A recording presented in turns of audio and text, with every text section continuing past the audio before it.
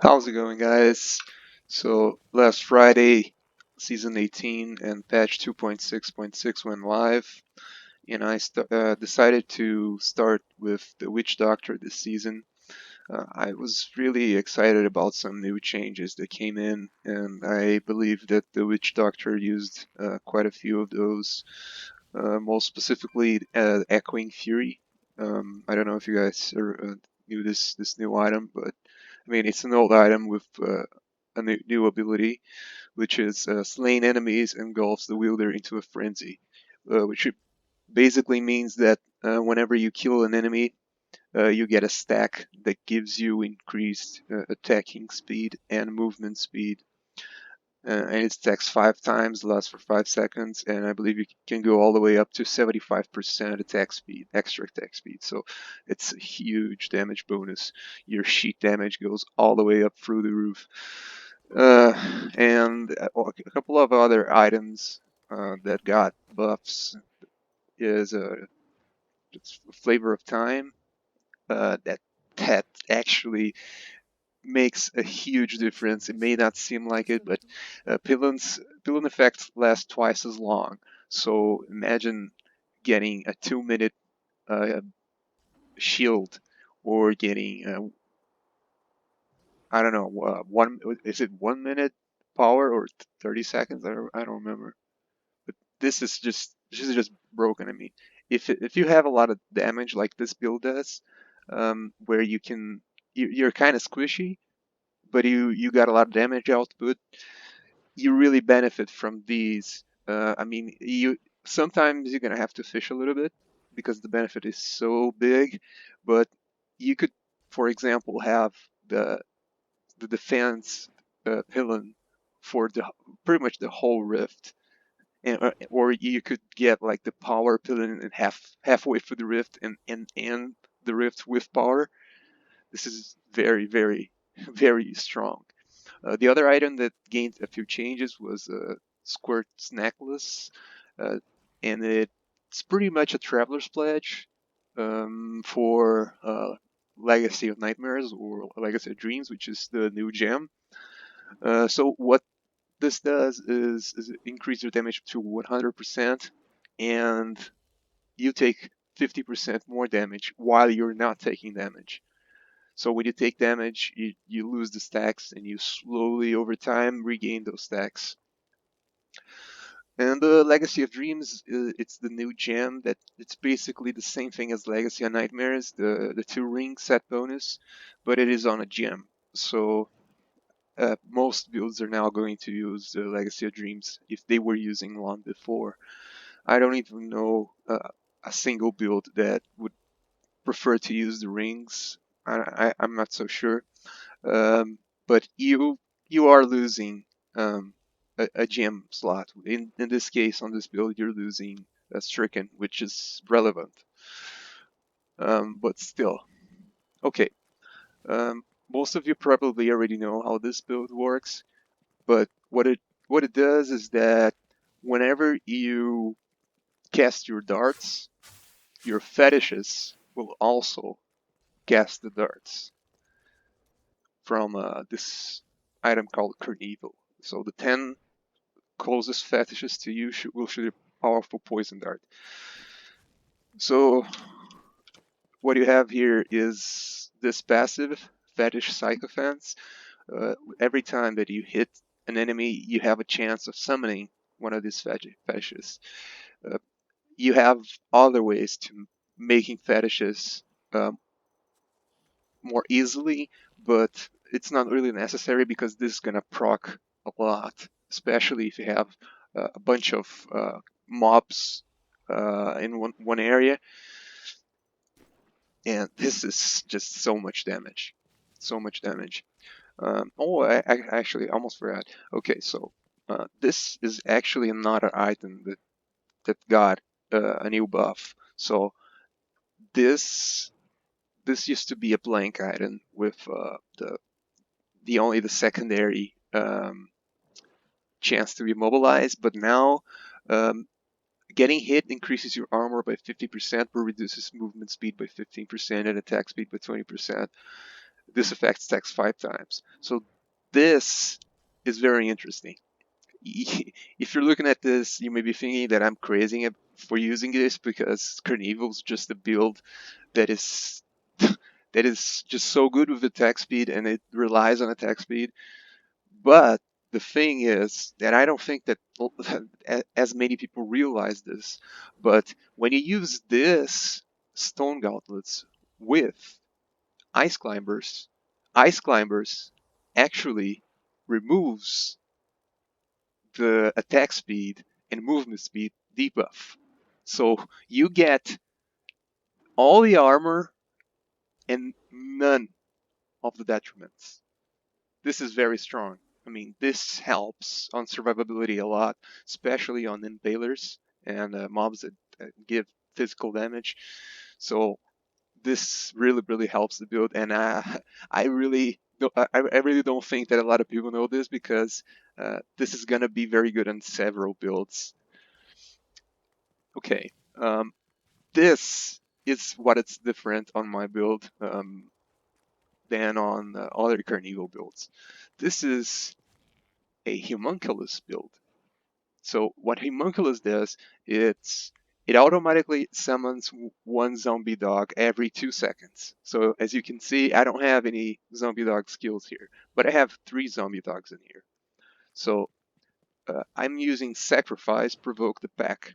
So what it does is that it basically tosses one of my zombie dogs and explodes, and it gives me 20% increase damage for 5 seconds. So check my sheet damage here.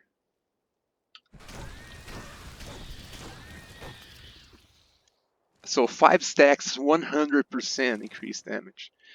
this is really stupid. I mean, if you have this on 5 plus the Echoing Fury, your sheet damage goes, oh man, it just goes so high. The trick about this is that while you're casting Sacrifice, you can't shoot the darts. So it's kind of a bit of a trick, you know, because when you're killing trash, you're usually just gonna walk and cast it, and then shoot the darts. And since it lasts 5 seconds, you're gonna have 1 or 2 stacks pretty much all the time. But what happens is, I like to use Nemesis. I haven't pushed that high. I got, I think 105 was my highest, and I like to use Nemesis. And before you click on the pylon, what I do is I cast Piranado, or however you can spell this, and then you use Sacrifice, and right about on 4, you click on the pylon, and then all the mobs are just going to be bunched up by Piranado, and you're gonna have 5 stacks, and then you just shoot the darts, and it pretty much explodes. I mean, it's just the damage is just absurd. Okay, let me check. Oh, I shouldn't have this. So I'm using 2 rings instead of using the 3rd ring. Most people usually put a ring in the slot. I'm using the amulet because this is a very powerful item. And I really don't think that you need Oculus Ring as much this season because you already have those passive rings coming in, and you have Oculus Ring on your Templar. So I think this is a kind of a flex slot. Never mind this item because I'm just using this as a stat stick because I was playing on a group. So, but usually I use Unity because yeah, I kind of need the defense here. Okay. So what I'm gonna do here now, let's see, I'm gonna put it on a Jarnai, okay? I can speed 100, but it's kind of sloppy, so let's go here.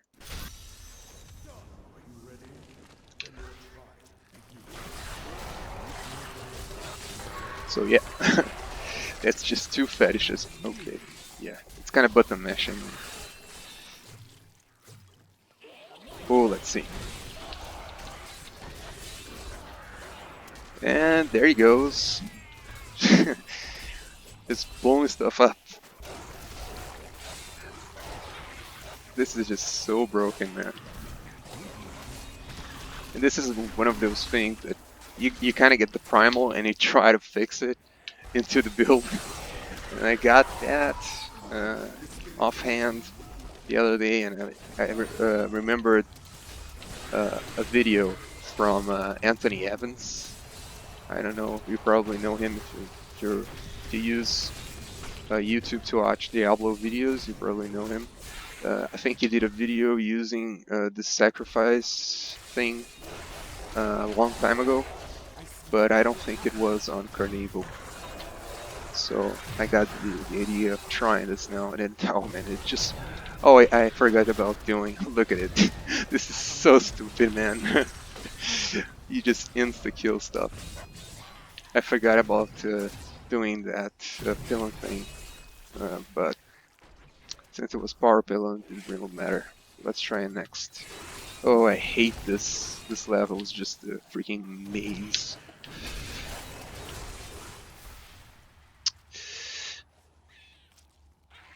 I think this build...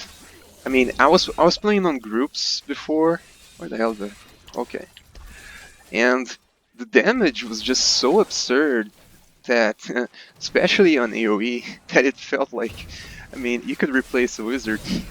It's not, I mean, it's not that level, you know. I mean, it's still star packed, it's still star packed, but you can really do a lot of damage, and you have a lot of area damage, especially since there's a lot of darts, and all those darts are getting area damage.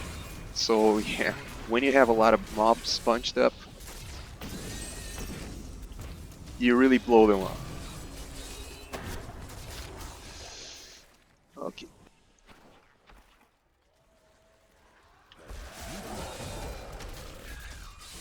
This is gonna work on Zuni as well, but it's harder because usually you use the offhand, you know. But even if you don't want to use this build with the Boomdogs or Carnival,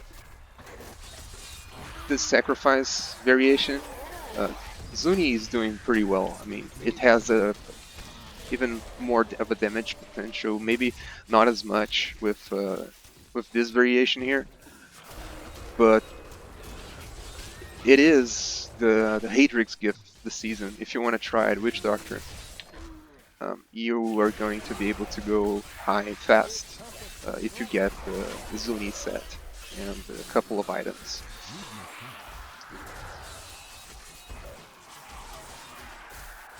Usually, you would say that Zuni has a much higher damage potential, but using Provoke the pack and with these new amulets here, I really don't know. Actually, maybe this may even be more than Zuni now, because this used to be more less squishy as Zuni, but Zuni had more damage. No, I think this is just better in every way. Alright, opulence. This is just so stupid easy. Yeah, sometimes your fetishes get stuck behind and you have to wait for them to come to you or just walk so they teleport. Oof, I almost died there. Okay, so okay, Rift Guardian. Let's see. Provoke the pack and hit. Okay, oh my god, don't kill me, don't kill me. Oh my god, that was so close. And there he goes. That was a bit sloppy, but you can still kind of see it.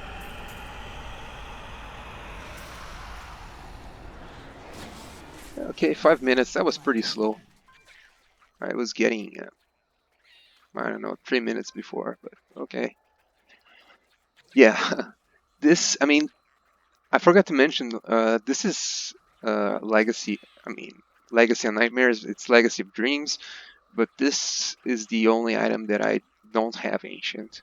But this gem, it still gives a bonus to non-ancients. It just doesn't give twice as much. So I didn't get this ancient because it doesn't drop usually for witch doctors. So I got lucky on getting this, and it actually has some pretty decent rolls. So I was waiting on getting somebody to drop me another one so that I can re-roll it before I do this one. It's pretty early in the season. I have 0 Augs. I have 10k main stat. But that's pretty much it, guys. I hope you enjoyed the video. Give me a like, comment, even if it's saying hi. It helps the channel. Subscribe, and I'll see you next time.